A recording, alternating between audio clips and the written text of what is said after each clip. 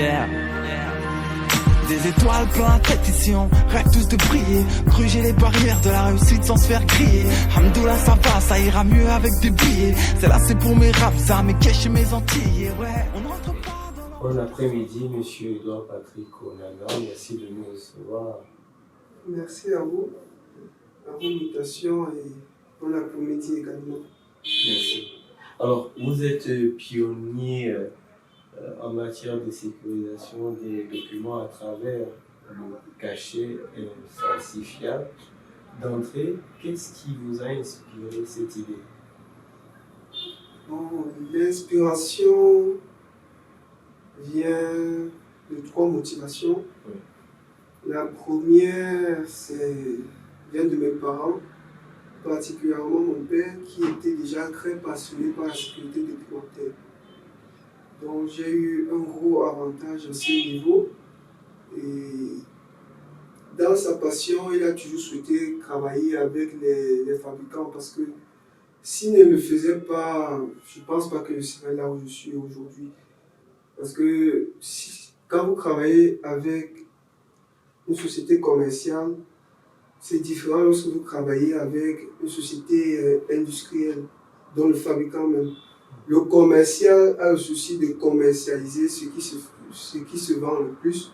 Or, l'industriel met à votre disposition l'ensemble de son savoir et à travers des échantillons, ce qui fait en sorte que si quelque chose vous vient à l'esprit, vous pouvez vous dire, ah, il peut faire ça, il peut réaliser ceci, tout ça. Donc, j'ai été quand même en contact avec les produits des plus grandes sociétés fiduciaires dans le monde. Et j'avais dit à mon père que, mais pourquoi est-ce qu'on doit toujours commander à chaque fois vers l'extérieur? Il m'a dit, bon, c'est un domaine compliqué, c'est un domaine fiduciaire, tout et tout. Mais je lui ai dit que je vais pouvoir quand même apporter aussi une touche africaine dans ce domaine-là qui est très fermé. Parce que le domaine fiduciaire, il n'y a pas d'Africains qui, jusqu'ici, dans Africain, même c'est un peu réduit, de Noirs en général, il n'y a aucun Noir qui, jusqu'ici, a osé ou est détenteur d'un brevet avec une technologie liée au fiduciaire. Donc, j'ai réussi à le faire. Ça, c'était la première motivation. La deuxième motivation, c'est parce que je connais quand même trop bien l'impact que peut avoir un faux document, un faux cachet, une fausse signature sur la vie des personnes, particulièrement les managers publics et même ceux qui sont dans le privé. Une fausse signature, un faux cachet peut vous faire perdre la vie. Vous pouvez vous retrouver en prison et parfois à perpétuité à cause d'un faux document qui n'émane pas de vous. Parce que quelqu'un, à dessein, a falsifié vos signatures et vous vous retrouvez dans les problèmes. On va y revenir. La troisième motivation. Oui, la troisième motivation, c'est parce que l'État perd énormément d'argent, pas en termes de millions, mais en termes de milliards. Et il y avait aussi un souci de valorisation de la culture. C'est pourquoi les modèles sont faits en bois, particulièrement en bois d'ébène, de série exclusive et représentent les cultures des peuples. Là, par exemple, c'est une culture africaine. Là, les lions, c'est beaucoup plus référence au Cameroun et tout. Et le cachet à lui-même, le voici ici. Mais c'est accompagné avec tout un art. Vous voyez que la tête est en forme de lion. Nous sommes Camerounais, les lions indomptables et tout ça. Mais ça s'adapte à la culture de chaque peuple et de chaque détenteur. Donc ça, c'était juste un échantillon. Donc il y avait aussi un souci de valorisation des cultures, des peuples derrière ça. Donc c'est ces trois motivations qui m'ont conduit à orienter et à créer le cachet dans cette optique-là.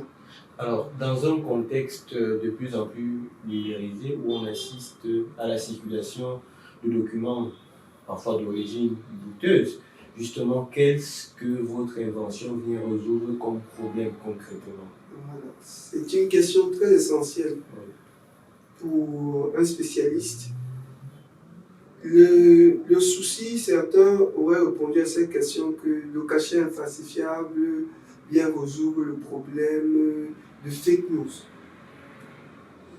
Non.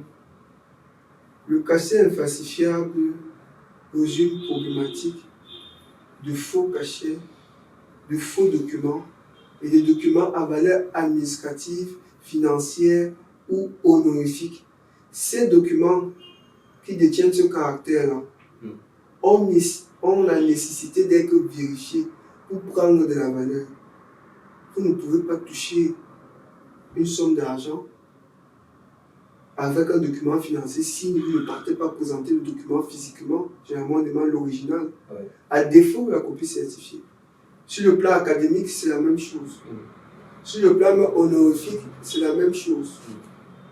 Donc, face à cette problématique-là, le cachet infalsifiable, lui, vient garantir que l'émetteur de ce document est effectivement cette personne-là. Par contre, la problématique des fake news est une problématique autre. J'ai une solution pour ça, mais ce n'est pas le cachet infalsifiable.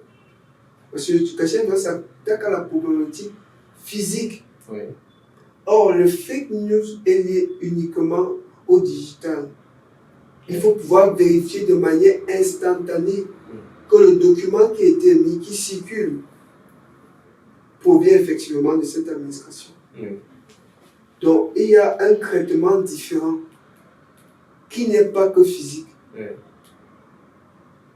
Donc, le cachet, lui, il s'occupe des problématiques de sécurisation pour garantir l'authenticité et l'origine de l'émetteur. Et ça de manière absolue. D'accord. Alors, le cachet infalsifiable est-il à la portée de tout le monde? Comment on se le procure? Ouais, ça c'est une question très essentielle. Premièrement, j'aimerais dire qu'il ne faut pas retomber dans les erreurs du passé. Parce que pour connaître l'importance du cachet infalsifiable et là où on est actuellement et pourquoi même le cachet infalsifiable, il faut d'abord se rappeler pourquoi on a créé le cachet. Le cachet n'existe pas il y a 10 ans, il y a plus de 1500 ans. À l'époque, le cachet était pour certifier un document. Généralement, ça a commencé avec les royaumes. On parlait du sceau impérial, du sceau royal. Est-ce que l'empereur, le roi, a posé son empreinte, soit de la cire, soit avec l'encre sur un document. Et lorsque vous partez présenter, on était sûr que c'est le roi qui vous a envoyé effectivement avec ce document, parce qu'il n'y avait pas encore les téléphones. Sauf que ramené à l'heure actuelle, les technologies ont évolué, mais le procédé restait le même. C'est toujours les cachets en bois et qu'on tamponne sur un encreur, ça n'a pas trop changé. Or, aujourd'hui, on a le téléphone, on a les imprimantes. Il n'y avait pas ça avant. Ce qui fait en sorte que les questions sur la fraude reviennent régulièrement parce que les moyens de reproduction sont devenus plus performants. Et le cachet ne s'est pas adapté. Malheureusement, ne s'est pas adapté. Et on a aussi laissé à l'ouverture l'accessibilité publique à tout le monde. Parce que dans le cachet récemment, il y a ce qu'on appelle les cachets de sécurité. Je reviens dessus parce que certains ont venu dire ah oui, on a déjà entendu, c'est un cachet, il y a les cachets de sécurité. Effectivement, il y a les cachets de sécurité. C'est très peu répandu parce que il y a cela 6 ans que ça a été fait. Mais ça, le problème, c'est que là également, c'est à l'ouverture publique. Et ça, juste pour les sécurités fiduciaires qui n'y avaient pas bien avant, pour les incruster dans le domaine du tampon. Concrètement, cachet dans infalsifiable, lui qui est venu compléter, compenser certaines insuffisances des cachets de sécurité. Parce que dans le cachet infalsifiable, vous avez quoi? Vous avez les sécurités fiduciaires, vous avez les sécurités calligraphiques, vous avez les sécurités numériques de cryptographie les plus avancées et vous avez les sécurités biométriques. Aucun cachet ne l'avait jusqu'à présent. C'est toute cette sécurité mise ensemble qui donne le caractère infalsifiable au cachet. Maintenant, si je le mets à l'ouverture publique à tout le monde. Les fraudeurs aujourd'hui, le réseau des fraudeurs qu'il y avait il y a 1500 ans n'est pas le même qu'il y a aujourd'hui. Les fraudeurs ont beaucoup d'argent. Et il suffit qu'on mette à l'ouverture publique, quel que soit le prix, ils mettront le prix pour acquérir la technologie. Et une fois qu'ils ont acquis cette technologie-là, ils peuvent se lancer dans les imitations, les reproductions du cachet. C'est ce qui arrive au cachet des cachets de sécurité. Ça n'a que 6 ans, mais tout le monde peut se procurer un cachet de sécurité. Les cachets secs, qui sont les cachets qu'on appelle les cachets sans empreinte, qui sont en relief, sont en ouverture publique. Tout le monde peut avoir un cachet, une pince à sec ou un cachet sec. Ce qui fait que ça porte bien du on ne sait pas qui est qui. Quelle est la personne qui souhaite acquérir, pour quelle fin, on ne connaît pas. C'est pourquoi, pour moi, il était important de mettre à la disposition uniquement le cachet à ceux qui en ont besoin. Même si son caractère falsifié n'est pas remis en cause. Parce que certains disent, on a falsifié les billets de banque. Ouais. Qu'est-ce qui prouve qu'on ne va pas falsifier le cachet falsifié? On a falsifié le dollar. On a falsifié le dollar. Et à moi de répondre que le terme falsifié, et c'est un mot magique, Oui. parce que l'opposé de falsifier n'enlève pas le caractère. Ça n'enlève pas son caractère à son opposé. Ça veut dire, une chose peut garder son caractère infalsifiable, mais ça ne veut pas dire que la chose ne peut pas être falsifiée. Je m'explique. Vous êtes arrivé, je prends un exemple, vous êtes arrivé à 13h30, je prends cet exemple-là. Oui. Ceux qui sont dans cette pièce savent que vous êtes arrivé à 13h30. Bien sûr. Avec une personne. Mais lorsqu'on fait une narration, on peut narrer que vous êtes arrivé seul. Et vous êtes arrivé le matin. On a altéré la vérité. On a falsifié. Oui. C'est une falsification du fait. Oui. Mais est-ce que le fait lui-même a changé? Est-ce qu'il y a une possibilité de changer un fait qui s'est déjà passé? Ça n'existe pas. Alors il faut de rentrer dans le passé, jusqu'à présent on ne rentre pas dedans. Donc le fait lui-même a un caractère infalsifiable, mais ça n'empêche pas qu'on puisse altérer le fait qui s'est produit. Donc c'est ça qui dit que c'est un mot différent des autres mots qui, lorsqu'on dit un opposé, c'est vraiment l'opposé. C'est la même chose avec les billets de banque. Moi je peux le dire parce que j'ai un niveau de connaissance fiduciaire assez élaboré. C'est impossible de fabriquer, reproduire l'intégralité de sécurité d'un billet de banque. D'accord. La BAC a communiqué sur 7, les gens vont se battre, vont dire on fait 7, donc on fait 10, mais le billet de banque a plus du double que les gens connaissent. Et pourquoi je le dis encore? Depuis plus de 300, 400 ans, les sociétés fiduciaires, il n'y en a pas 30 dans le monde qui impriment la monnaie.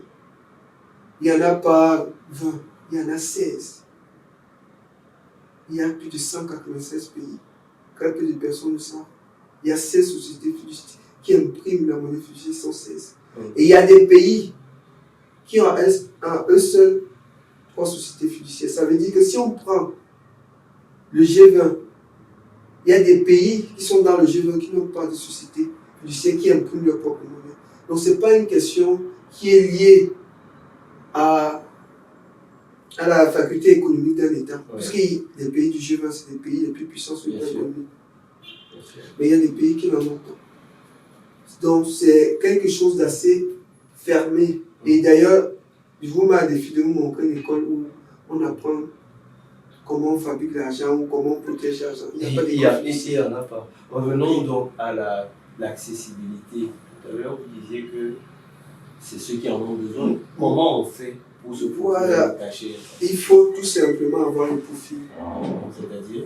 Et le profil, premièrement, ce qui est important pour nous, il faut avoir une signature administrative qui a une incidence administrative importante, une incidence financière importante, une incidence honorifique importante. Ça, c'est le premier critère que nous regardons. Le deuxième critère, c'est la confidentialité.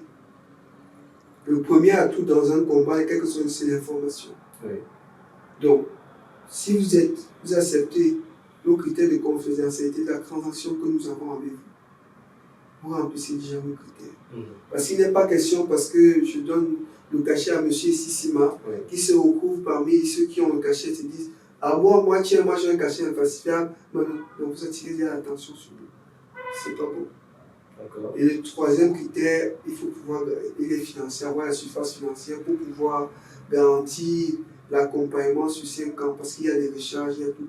Donc, ce n'est pas un objectif que vous allez acheter et puis vous restez là comme ça. Et s'il y a des problèmes, non, on doit être sûr qu'on vous accompagne et que tout fonctionne bien et que le cachet remplit sa fonction effective. Et il faut vraiment que ça remplisse ces conditions-là pour qu'il soit vraiment un outil de performance. Parce que c'est d'abord un outil de performance. Si vous mettez à acheter un cachet infalsifiable, vous n'avez pas une signature qui a une incidence administrative. Où est la pertinence? Aucune.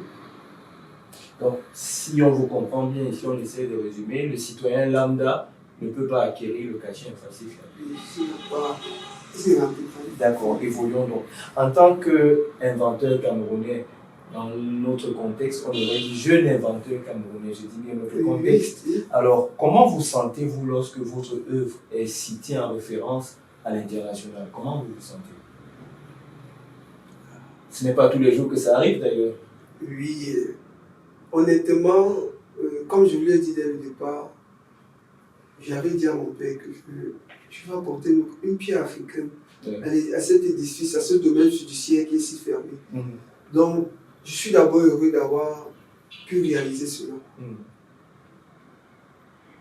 Mais ce qui me rend encore plus heureux, c'est de pouvoir montrer le chemin de la science aux autres Africains pour dire que même si un domaine est inaccessible, on peut toujours innover.